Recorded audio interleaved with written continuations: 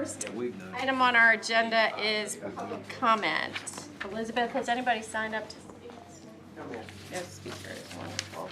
All right, the next item on the agenda is a review and approval of the meeting minutes from our April meeting. Everybody had a chance to look at those? Anyone like? Motion to approve. I've got a motion from Taylor Franklin. And a second from Penny Morgan. Thank you. All in favor say aye. Aye. All opposed, same sign. That motion carries. Oh, but we've got an abstention for Mr. Brunke, who was not at our last meeting. Next item on the agenda is a review of the financial statements from Katrina.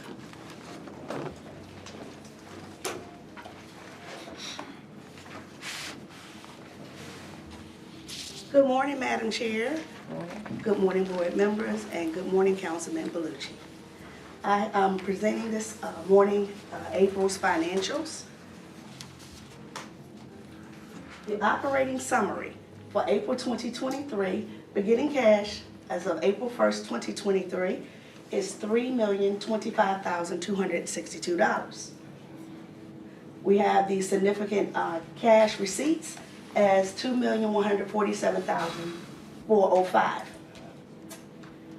And I've itemized those for you to see in detail what makes that total. Okay, we have the significant cash disbursements, $4,629,380. I've also itemized those as well so that you are able to see what makes that total up.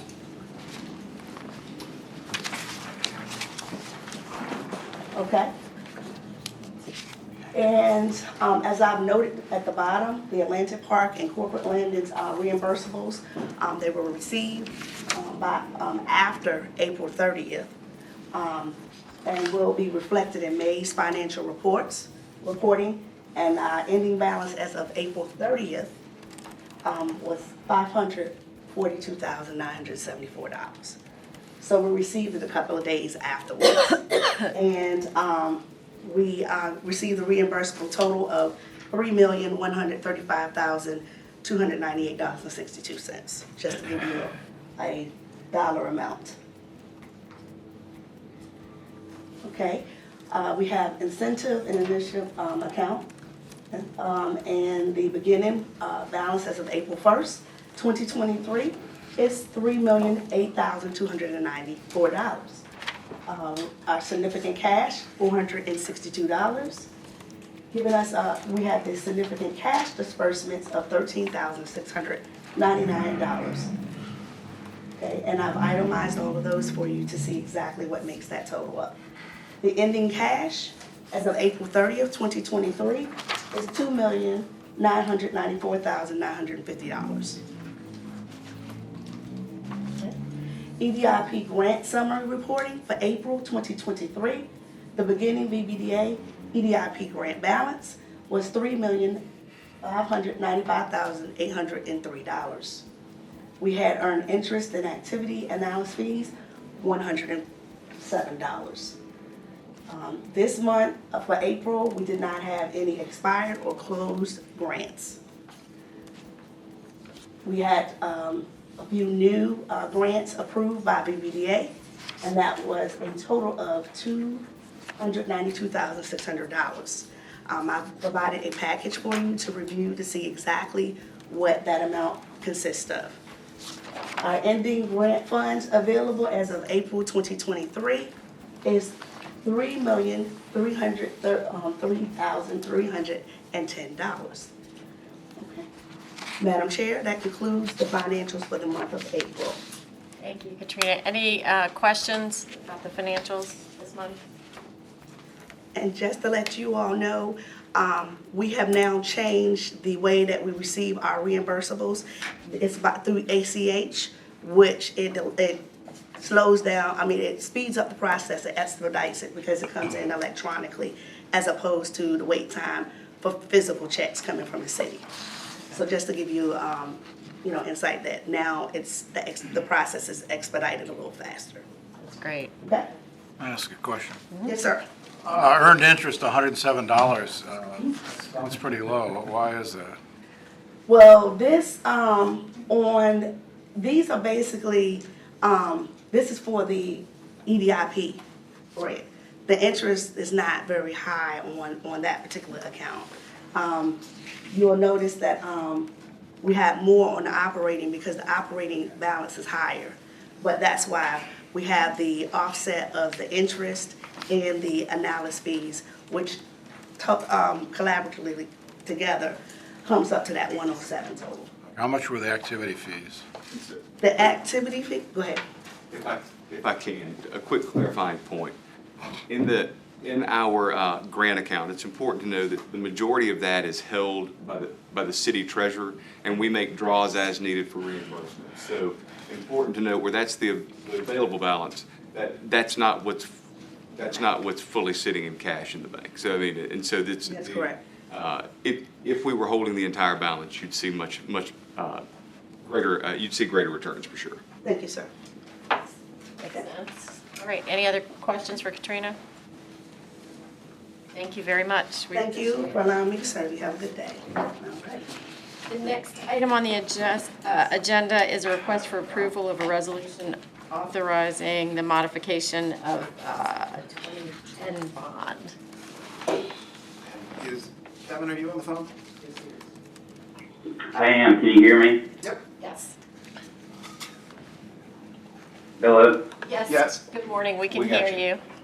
Would you like to share with us the reason for the modification of the bond? Sure. Yeah, hopefully you can hear me. I can't hear very well on my end, but, the Virginia Beach Development Authority issued in 2010 bond for Our Lady of Perpetual Help in Virginia Beach, which is a senior living facility. And the purchaser of the bond was SunTrust, which is now Truist Bank. The bond has been a variable rate, 67% of LIBOR plus a spread since it was issued in 2010. The LIBOR index will no longer be available after June 30th. And so you are a party to this document. It needs to be amended to change the LIBOR index to a benchmark replacement, which will be based on SOFR, which is basically the vast majority of LIBOR loans will be converted to SOFR after June 30th. Really this is a transaction or a modification that the bank and the Catholic Diocese, which controls Our Lady of Perpetual Help, have agreed to. Since it is a bond issued through the authority, we do need your approval for the modification of the documents that you're party to. And we're asking that you would authorize your officers to sign the documents for that. As with any conduit bond transaction, the authority has no liability for debt service, and the borrower indemnifies the authority and all the members of the authority from any liability. So this is really a ministerial matter, but we're happy to answer any questions you may have, and I appreciate you taking the time to consider this. Thank you. You're welcome, and thank you. As you all heard, this has no impact on us, really. It's just a modification. We've done one of these already. I'll move it. We've got a motion from Mr. Byrne and a second from Mr. Franklin. All in favor, say aye. Aye. Aye. All opposed, same sign. That motion carries. Thank you. Thank you. Thanks.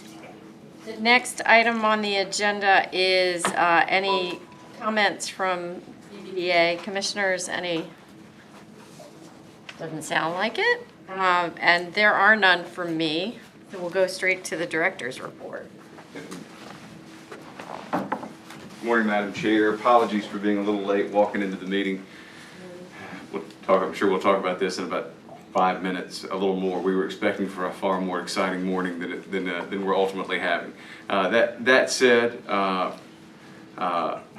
thank you all for being here. Just one quick update from us. I want to thank the members of the authority and the members of our city council.